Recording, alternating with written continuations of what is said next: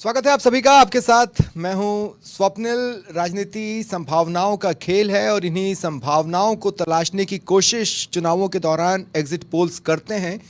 Exit polls की जो बाढ़ 1 तारीख को आई हुई थी, उस एग्जिट पोल की बाढ़ में एक ऐसा एग्जिट पोल दबा रह गया जिसका शोर नहीं सुनाई दे पाया। उसके क्या कारण है, उसे खंगालने की जगह हम उस एग्जिट पोल को यहां पर खंगालेंगे, क्योंकि मैंने कहा राजनीति संभावनाओं का खेल है। ऐसे में संभावनाएं तो ये बनती हैं कि बिजली एक ही जगह तीसरी बार गिरे, और ये भी बनती है कि 2 बार तो गिर चुकी है, हो सकता है तीसरी बार न गिरे। वो जुदा एग्जिट पोल क्या कह रहा है वो हम आपके साथ शेयर करेंगे। मेरे साथ जो गेस्ट जुड़ रहे हैं, एक बार आपको मैं इंट्रोड्यूस करवा देता हूं। हमारे एग्जीक्यूटिव एडिटर जितेंद्र शर्मा जी हमारे साथ हैं। सूरज सोनी जी, इन्हें आप समाज सेवी के तौर पर भी जानते हैं, वन्यजीव संरक्षण के लिए भी इन्होंने अच्छा खासा काम किया, लेकिन मंच राजनीति का है इसलिए राजनीतिक विश्लेषक के तौर पर हमारे साथ जुड़ रहे हैं। और deputy news editor Rahul Awasthi भी मेरे साथ हैं। सबसे पहले उस एग्जिट पोल को जान लीजिए जो जुदा है, और जुदा होकर वो क्या कह रहा है वो हमें जितेंद्र जी बताएंगे। किस तरह से ये पोल हुआ और ये किस तरह के नतीजे बता रहा है, ये प्लस से अलग कैसे होगा? देखिए सुनील, जो राजस्थान की भौगोलिक स्थितियां हैं अभी की, जिन पर अगर बात करें राजनीति के हिसाब से, तो जो पिछले 3 माह के दौरान जो कांग्रेस जो खुद को अपने को हारा हुआ मान रही थी, कहीं न कहीं उनके कार्यकर्ताओं में कुछ जोश था। कुछ जो बात करें अपन टिकट को लेकर, वितरण को लेकर, तो वो नाराज़गी थी जनता के बीच में। तो उन्हीं चीज़ों को लेकर जो वोटिंग परसेंटेज पहले चरण का हुआ था, उसका नुकसान कहीं न कहीं भाजपा को मिलता हुआ दिख रहा है, जिसमें साफ नज़र आ रहा है कि जो वोटिंग परसेंटेज कम रहा तो उसका खामियाजा जो 9 से 10 सीटों पर है वो कहीं न कहीं नज़र आ रहा है। बात करें हम दौसा की, भरतपुर, धौलपुर, जो सवाई माधोपुर टोंक है सीट है, इन सीटों पर कांग्रेस को जनता ने आउटराइट जाके साथ दिया। उसकी वजह चाहे जातिवाद कह सकते हैं अपन, नाराज़गी कह सकते हैं। जो दौसा सीट है, सवाई माधोपुर सीट है, इन सीटों पर नाराज़गी का सबसे बड़ा कारण था कि जो मीणा वोट बैंक है, उनके जो दिग्गज नेता माने जाते हैं किरोड़ी लाल मीणा, उनको उनकी जो छवि है, जो उनका कद है, उसके हिसाब से उनको पार्टी ने उनका महत्व नहीं समझा और उनको वो कद नहीं दिया, जिसकी नाराज़गी कहीं न कहीं जनता के बीच में देखी जा रही थी। उसका नतीजा ये रहा कि दौसा सीट पे कड़ी टक्कर मानी जा रही है। हालांकि भाजपा ने एक सुलझे हुए जो बस्सी से कई बार विधायक रहे कन्हैयालाल मीणा, उनको चुना, लेकिन कहीं न कहीं मुरारी लाल मीणा के साथ में जो एक तो मीणा वोट बैंक साथ रहा, दूसरी तरफ जो गुजर वोट बैंक था, नाराज़ था, वो भी पूरी तरीके से उनके साथ रहा। तो दौसा की सीट कई मायनों में टक्कर की स्थिति में है। उसके वजह गुजर और मीणा की वोट बैंकिंग है, जो वही निर्धारित करेगी कि दौसा की सीट पर किसकी जीत होगी। अगर गुजर मतदाताओं ने भाजपा को भी वोट दिए हैं तो ये सीट भाजपा के खाते में जाएगी, और अगर उनकी वोटिंग एक तरफ है तो ये सीट कांग्रेस के खाते में जाती हुई नज़र आ रही है। जो कि अब तक जो एग्जिट पोल के आंकड़े बता रहे हैं कि बीजेपी को जीता हुआ मान रहे हैं, लेकिन मैं इस सीट को पूरी तरीके से टक्कर की सीट मान रहा हूं, और जो 1% भारी पड़ रही है वो कांग्रेस इस पर भारी है, तो कांग्रेस के खाते में ये सीट जाती हुई नज़र आ रही है। यहीं बात करें भरतपुर वाली सीट की, तो भरतपुर की सीट पर जाटव और कोली, इन दोनों की जो वोट बैंक का आंकड़ा देखते हैं तो जाटव मतदाता ज़्यादा है। और दूसरी तरफ जो जाट आरक्षण का मामला था वो भी इसी टाइम पे गरमाया हुआ था, उसको पूरी तरीके से भाजपा उस चीज़ को सुलझा नहीं पाई। जो उनको जयपुर बुला के जाट नेताओं को आरक्षण के मुद्दे पे बुलाया गया, उनसे चर्चा की गई, लेकिन कहीं न कहीं वो चर्चा जो फाइनल टच देना चाहिए था उसको कि इसका समाधान हो जाएगा, वो पूरी तरीके से संतुष्ट नहीं हुए, और वो वोट बैंक भी दोनों तरफ बटा है, लेकिन वो कांग्रेस के पलड़े में भारी है। तो वहाँ भी भाजपा की बजाय कांग्रेस भारी है। 2 सीटों की बात करते हैं, टोंक सवाई माधोपुर सीट पर भी वही मीणा और गुजर फैक्ट काम कर रहा है, तो वहाँ भी सीट टक्कर में इसीलिए हुई कि जो नाराज गुजर और मीणा वोट बैंक है वो ही जीत और हार निर्धारित करेंगे। यही बात करौली और धौलपुर वाली सीट है, उस पर भी यही समीकरण काम कर रहे हैं। तो कुल मिला के 4 सीटें ऐसी है जिस पर मीणा और गुजर वोट बैंक जीत और हार को तय कर रहे हैं। जाटव और जाट वोट बैंक है वो जीत हार को तय कर रहा है। तो ये सीटें टक्कर की स्थिति में है कांग्रेस यहाँ, और 4 में से कम 3 या 2 सीटें कांग्रेस के खाते में जाएगी। आपके पोल में संख्या के लिहाज से बात करें, मरुधरा की टोटल 25 में से किसके खाते में क्या जा रहा है? देखिए जो समाचार प्लस की टीम का जो पोलिंग के दिन भी उन्होंने पूरी तरीके से चीज़ सामने रखी और पूरा एनालिसिस किया उस चीज़ का, और उसके बाद में पिछले एक महीने के दौरान भी हमारी टीम लगातार इस चीज़ को लोगों का फीडबैक ले रही थी और उसी के अनुसार समाचार प्लस ने जो आंकड़े तय किए उसकी स्थिति में राजस्थान के अंदर भाजपा को 16 से 19 सीटों के बीच में जीत हासिल होगी। वहीं कांग्रेस जो 6 से 8 सीटों पर जीत की तरफ है। 5 सीटें कांग्रेस की क्लियर है, जिनमें कि दौसा सीट मान सकते हैं हम, भरतपुर सीट मान सकते हैं, बाड़मेर वाली सीट कांग्रेस के खाते में जा रही है, और चूरू और झुंझुनू सीट में से भी दोनों में से एक सीट दौसा की तरह ही क्लियर है कि एक सीट कांग्रेस के खाते में जाएगी। तो 5 सीटें कांग्रेस के खाते में क्लियर आ रही है। ऐसी स्थिति में अब जो टक्कर वाली सीटें हैं, नागौर वाली सीट है, वहाँ कड़ी टक्कर है मानी जा रही है।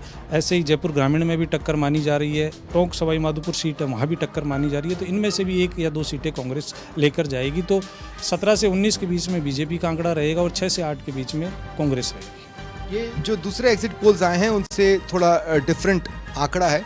आपने देखा होगा कि कुछ एग्जिट पोल्स में झुंझुनू को क्लियर बीजेपी विन बताया गया था, लेकिन झुंझुनू फंसी हुई सीट है और अमूमन इस सर्वे में ये माना जा रहा है कि झुंझुनू की सीट कांग्रेस निकाल रही है। मैं सूरज सोनी जी आपसे पूछना चाहता हूँ कि अगर मैं इसके एवरेज पे बात करूँ तो ये 18 बीजेपी 7 कांग्रेस, आपको लग रहा है इस तरह का सिनेरियो है? देखिए स्वप्निल, एक तो मैं स्पष्ट करना चाहूँगा कि चुनाव के अंदर माहौल और पोल दोनों में बहुत बड़ा अंतर आ जाता है, और वो तब आ जाता है जब ये देखने में आता है कि इस चुनाव के अंदर जो वोटिंग कास्ट होनी थी वो उसका प्रतिशत कम रहा। उसका बड़ा कारण गर्मी तो सब जगह ही है, लेकिन एक आप ये देखेंगे कि जहाँ माहौल था, क्योंकि राजस्थान का जो चुनाव था सब जगह माना जा रहा है कि वो जातिगत आधार पर बंट गया था। देश का जो विकास है उससे इतर ये जो चुनाव है ये जातियों के खेमे में जाता हुआ दिखाई दे रहा था, और बहुत सी जातियाँ मुखर होकर के विरोध में लगी थी, असंतुष्ट थी। उनके कारण अनेक थे, कुछ भी थे, पॉलिटिकल कारण हो सकते हैं, महत्वाकांक्षा हो सकती है, लेकिन वहीं पे जो आपदा थी वो कहीं न कहीं अवसर भी किसी पार्टी को प्रदान करके निकली है।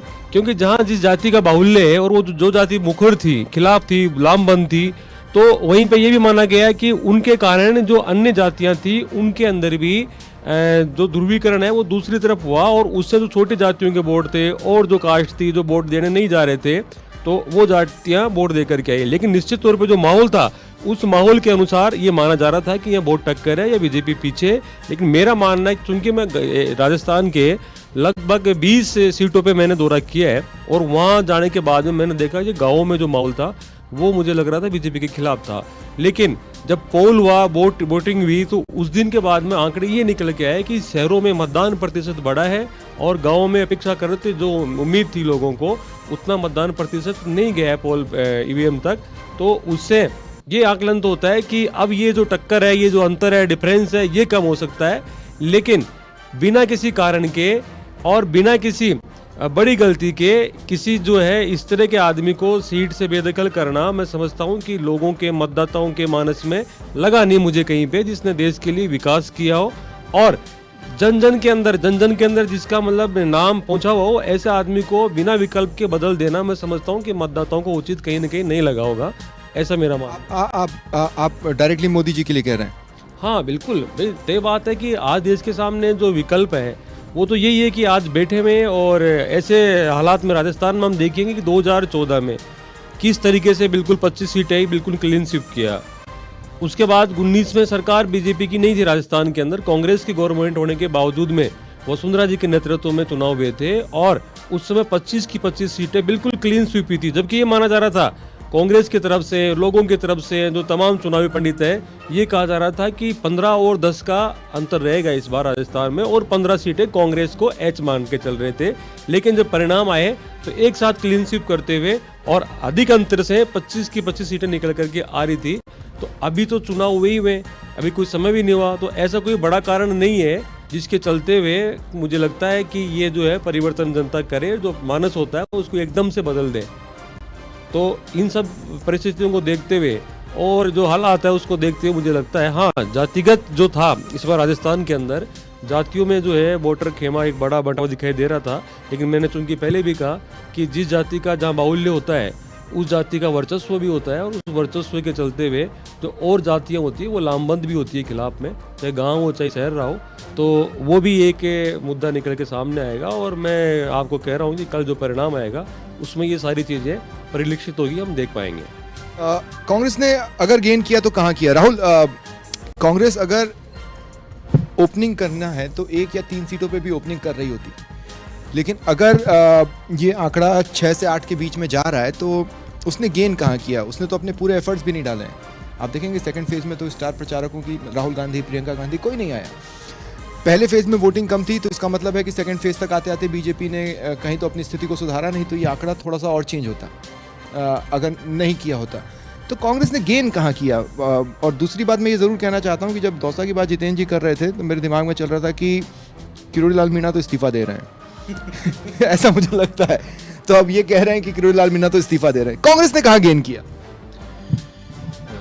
Thank you Swapnil. लेकिन अगर मैं इसे देखता हूँ और अगर इस सर्वे को मैं आधार बनाता हूँ तो ये हमें बैक टू स्कूल ले जाता है, वापस वही स्कूलिंग जो राजस्थान की राजनीति को पढ़ने के लिए एक कक्ष में एक कहना चाहिए मास कॉम के स्टूडेंट को, एक पत्रकारिता के स्टूडेंट को समझाई जाती है, पढ़ाई जाती है कि आप जातियों को समझना सीखें, आपको समझ में आए कौन सी किसके साथ जाती है, शहरी मतदाता कैसे वोट करता है, ग्रामीण मतदाता कैसे वोट करता है। और ये कहना चाहिए एक नई जमात के जो पत्रकार हैं, जो नए नए बने हैं, वो भूल गए थे क्योंकि पिछले 10 साल से जो वोटिंग परसेंटेज लोकसभा चुनाव में हम देख रहे थे वो बटा हुआ नहीं था, वो एक साथ होता था, वो ताबड़तोड़ वोटिंग होती थी मोदी के नाम पे। लेकिन अगर इस तरह से वोटिंग हुई है और कांग्रेस गेन कर रही है तो इसमें 2 चीज़ समझने वाली है और वो बहुत महत्वपूर्ण है। पहली चीज़ जिसके बारे में सबसे ज़्यादा चर्चा होनी चाहिए थी, जो नहीं हुई राजस्थान के मुतालिक, वो है एंटी इनकम्बेंसी। कोई माने या ना माने, अगर रिजल्ट्स ऐसे रहते हैं और 9-10 सीट कांग्रेस लेकर के आ जाती है, 8-9 सीट भी लेकर के आती है, तो ये कहीं ना कहीं दर्शाता है कि एक हल्की एंटी एंड हाँ थोड़ा मुश्किल होती है, तो वो इनकम्बेंसी है, प्रो नहीं है, ये बात क्लियर होती है। दूसरी चीज़, इस बार जो वोटिंग हुई वो जातियों में बटी हुई वोटिंग हुई, इस तरीके से वोटिंग हुई जैसी परंपरागत रूप से राजस्थान में होती रही है, और ये पैटर्न हमको विधानसभा चुनाव में ज़्यादा देखने को मिलता है। तो वो वोटिंग उस तरीके से हुई, शायद इसको पढ़ने में कई एजेंसियों से गलती हुई हो, या फिर ग्रामीण क्षेत्र में लोगों ने किस तरह से वोटिंग की उसे पढ़ने में गलती हुई हो। ये हाँ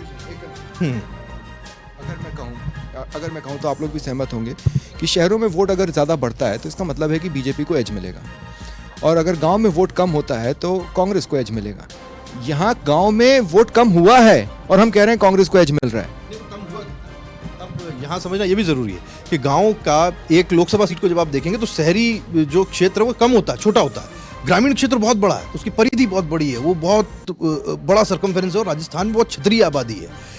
शहरों में आपको बहुत जल्दी लोगों से आपको प्रतिक्रिया मिल जाएंगी, जानकारी मिल जाएगी, लेकिन आप जब गांव में जाएंगे तो आपको बहुत दूर दूर तक सर्वे करना पड़ेगा। राजस्थान में ये करना आसान नहीं है। और मैं अगर इसका आधार मान करके इसको चलता हूँ, गांव की ग्रामीण आबादी अगर वोटिंग कम भी कर रही है, वो परसेंटेज में कम हो रही है, लेकिन जनसंख्या की दृष्टि से तो ग्रामीण क्षेत्र ज़्यादा बड़ा है, वोटिंग जो परसेंटेज है वो तो वहाँ से ज़्यादा निकल करके आएगा। तो वो अगर कम भी हो रहा है और अगर बीजेपी को नुकसान हो रहा है तो मुझे लगता है कि फिर उसके पीछे खालिस ग्रामीण राजनीति आधार है, वो जो पंचायती इलेक्शंस में भी हो जाती है कई बार।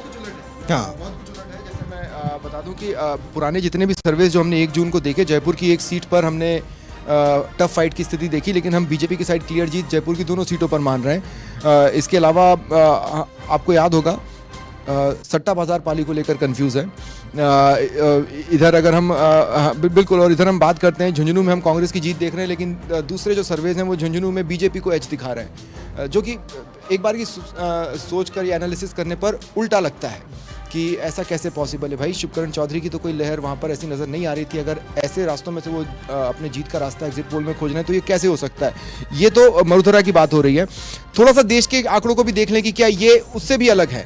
देश के आंकड़े सर्वे आपके क्या कहते हैं, मैं इसलिए पूछ रहा हूँ क्योंकि हर सर्वे में मरुधरा में कांग्रेस को ओपन करते तो दिखा रहे हैं, 2 से 3, कुछ एक जगह 5 भी, लेकिन हम उसको हम क्रॉस कर रहे हैं। देश का सर्वे दोनों की स्थिति को लेकर क्या कह रहा है?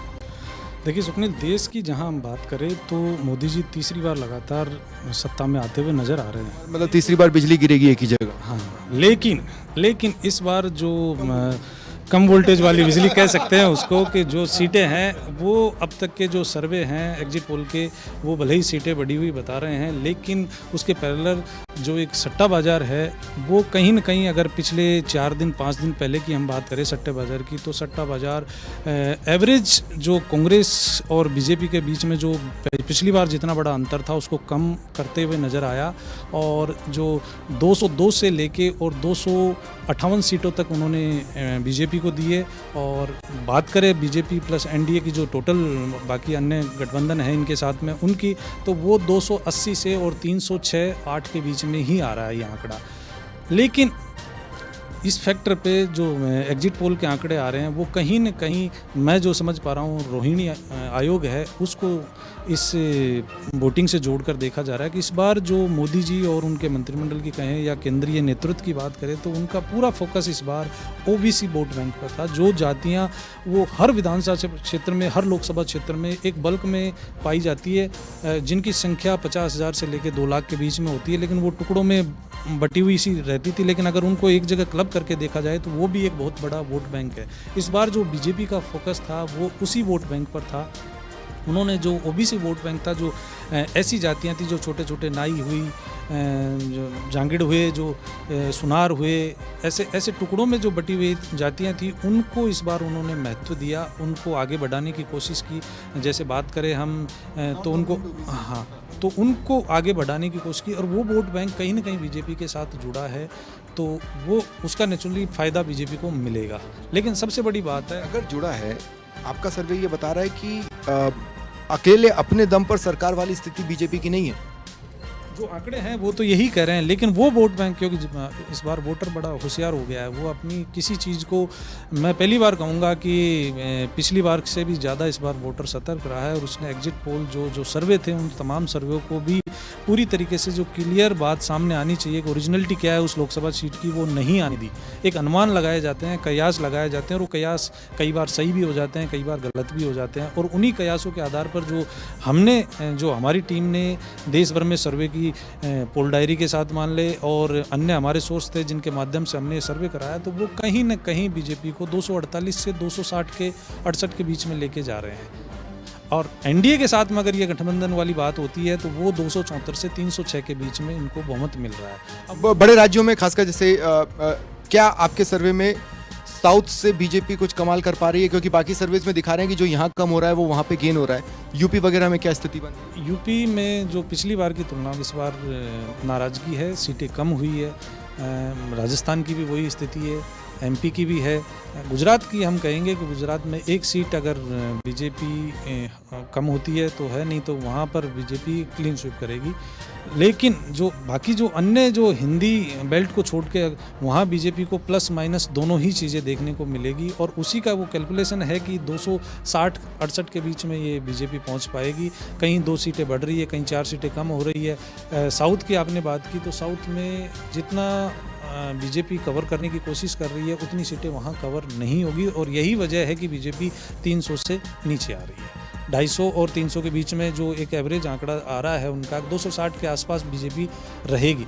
एनडीए के साथ वो सरकार बना रही है, ये स्पष्ट है, और एग्जिट पोल के आंकड़े भी यही कह रहे थे, उन्होंने बढ़े हुए आंकड़े बताए। लेकिन कहीं ना कहीं जो जनता से जुड़ी हुई बात को ध्यान में रखते हुए नीचे के लेवल से जो सारी चीज़ों को देखा जाए, वोटिंग परसेंटेज को देखा जाए, तो एवरेज यही आ रहा है कि बीजेपी 260 के आसपास रहेगी। अच्छे से अच्छे लीडर्स की जो लहर रही है उसका एक टाइम फ्रेम रहा है 5 साल 10 साल का। ये जो सर्वे कह रहा है वो ये कह रहा है कि मोदी लहर टूटी है, मोदी लहर कमज़ोर हुई है, और जो बाकी के एग्जिट पोल्स हैं वो कह रहे हैं कि नहीं, मोदी लहर अब भी बरकरार है बल्कि और मजबूत हुई है। आपने जब इलाकों को घूमा, आपको क्या लगा, मोदी लहर टूटी है, कमज़ोर हुई है? देखिए स्वप्निल जी, ये तो होता ही है, स्वाभाविक चीज़ है कि कोई लंबे समय तक, चाहे कोई नेता हो चाहे अभिनेता हो, उसका वर्चस्व एक लंबे समय तक नहीं चलता है। लेकिन मोदी जी की लहर तो पहले थी, लेकिन अब वो जो उनका काम है ना, वो काम बोल रहा है, और उस काम को देखने के बाद में आदमी का जो परसेप्शन है, धारणा है, वो बदलती है। मैं एक उदाहरण दूँ, मेरे ही पड़ोस में एक हनुमान चाचा है, तो वो बड़े ज़ोर शोर से देखते ही हमको, और वो बोलते थे कि साहब अब की बार तो मोदी जी को भेजेंगे, विदा कर देंगे।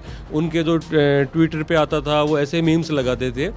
तो जब वो वोट हो गए वोट के बाद में मेरी उनसे बात हुई पार्क में घूमते घूमते, तो उन्होंने कहा कि सूरज जी मैंने तो वोट बीजेपी को दिया। मैंने कहा ये परिवर्तन कैसे आया? तो उन्होंने कहा मैं जब दिल्ली गया तो मैंने स्टेशन पे देखा और मैं वंदे भारत ट्रेन में वेट करके गया, तो मैंने स्टेशन को देखा, इतना बदल गया, इतना बदलाव कि मुझे लगा ही नहीं मैं भारत में हूँ या किसी विदेश में हूँ। तो जब काम आदमी देखता है किसी न किसी तरीके से जा करके, तो उसको लगता है कि न्याय करना चाहिए। तो हनुमान चाचा को भी लगा कि मैंने न्याय किया है और मैंने जो वोट मोदी जी के विकास के नाम पे दिया है। तो ऐसे ही हम देख सकते हैं कि प्रधानमंत्री आवास योजना है, सुरक्षा एक बड़ा कारण था।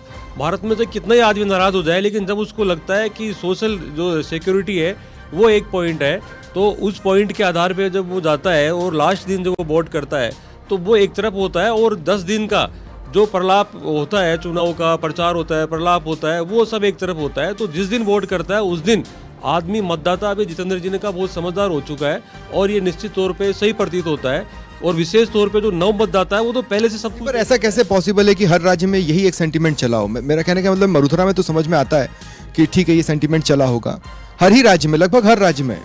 अगर आप 303 से खुद के क्लियर नंबर से नीचे जाते दिख रहे हैं तो उसका मीनिंग तो यही निकलेगा कि हर ही जगह इस स्थिति का सामना बीजेपी को करना पड़ रहा है। स्वप्निल जी, मेरा खुद का जो है वो सेंटिमेंट्स कुछ भी हो सकता है, लेकिन लोगों का जो आकलन था ना उसमें मुझे ये लगा कि लोगों के पास में विकल्प जब उन्होंने देखे कि ये मोदी जी का विकल्प क्या हो सकता है, तो उनको वो विकल्प धुंधले नजर आए और मोदी जी की तस्वीर क्लियर नजर आए। उसमें उनका विकास भी शामिल था, उसमें उनकी इमेज भी शामिल थी, और उसमें वैसी चीज़ भी शामिल थी कि एक लीडर जो है उसके कारण हमारी विदेशों में पहचान बनी है। तो वो सब चीज़ें जब देखता है आदमी, मतदाता देखता है। लेकिन मरुधरा के लिहाज से तो आप इस सर्वे के आंकड़ों को हजम करते नजर आ रहे हैं, लेकिन देश के हिसाब से नहीं। मैं केवल मरुधरा की बात नहीं कर रहा हूँ, मैं चंडीगढ़ भी गया हूँ चुनाव के दौरान, और मध्य प्रदेश भी गया हूँ, गुजरात भी गया हूँ। मध्य प्रदेश में तो हालात राजस्थान से बहुत ज़्यादा, जो लोग हैं वो बहुत ज़्यादा जो है वो एक तरफा जो है वो बीजेपी को वोट करते हुए नजर आ रहे थे वहाँ पे, और माहौल भी था वहाँ पे, चीज़ें भी हुई। और राजस्थान में भी देखी कि जब से सरकार बनी है तो मुझे नहीं लगता कि किसी एक दिन भी हमारे जो मुख्यमंत्री श्री भजनलाल शर्मा जी, उन्होंने आराम किया हो। उन्होंने पूरे प्रदेश में घूम घूम करके और सब चीज़ों को मॉनिटरिंग किया है, और हमने देखा कि चुनाव के दौरान भी पूरे देश में वो गए हैं। तो उससे क्या है कि राजस्थान के जो मारवाड़ी लोग बाहर रहते हैं, चाहे वो तेलंगाना हो, चाहे महाराष्ट्र हो, चाहे वो पुणे हो, चाहे वो पंजाब हो, चाहे वो हिसार हो, गुवाहाटी हो, सब जगह मारवाड़ी रहते हैं। तो उसमें क्या है कि माहौल बनता है। और सबसे अच्छी बात ये रही कि इनके जो प्रयोग है, इन्होंने नए लोगों को मौका दिया है, तो उससे लोगों को लगता है कि आम आदमी के लिए तो ये जो है बीजेपी के अंदर एक जो है उनको सम्मान भी मिलता है। तो इससे भी क्या है कि एक अच्छा मैसेज गया है, और उस मैसेज ने चुनाव के अंदर वोटों को परिणित करने में एक अच्छा काम किया है। 2-3 पॉइंट्स बोलूँगा राहुल। मध्य प्रदेश और राजस्थान में वो एक थर्ड एंगल जो कि पूर्व सीएम का है, उसकी कमी महसूस की जा रही है इन नंबर्स में। दूसरी बात यह है कि जिस तरह से बीजेपी इस सर्वे में स्ट्रगल करती नज़र आ रही है, वो ये बताता है कि विपक्ष का नैरेटिव ने काम करना तो शुरू किया है, इस बार पूरा रंग नहीं दिखा पा रहा है। और तीसरी बात यह कि अगर ये स्थिति बनती है तो कांग्रेस की ओर से राहुल गांधी पिछड़ों के अगले बड़े लीडर के तौर पर प्रोजेक्ट हो चुके हैं, और वो यहाँ से एक नई शुरुआत करेंगे, कम से कम इस सर्वे के लिहाज से मुझे ऐसा लगता है। मैं आपकी तीनों बातों से आधा अधूरा सहमत हूँ। पहली चीज़, मध्य प्रदेश में बिल्कुल मुख्यमंत्री एक फैक्टर हो सकता है, राजस्थान पूर्व सीएम, पूर्व मुख्यमंत्री एक फैक्टर हो सकता है, लेकिन राजस्थान में ऐसा था, इसे लेकर के मुझे डाउट है। राजस्थान में वो फैक्टर इतना ज़्यादा मजबूत नहीं था, और ना ही किसी ने कोई बहुत ज़्यादा सवाल पूछे कि साहब पूर्व मुख्यमंत्री कहाँ हैं।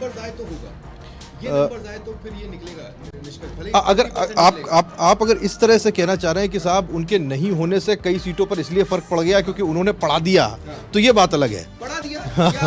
हाँ, पर इसका कोई इमोशनल वेव हो ऐसा मुझे नहीं दिखता। हाँ, मध्य प्रदेश में थी, कई लोगों को रोते भी लगते हैं, मैंने देखा। राजस्थान में कोई फर्क नहीं पड़ता। क्यों बन पा रही है?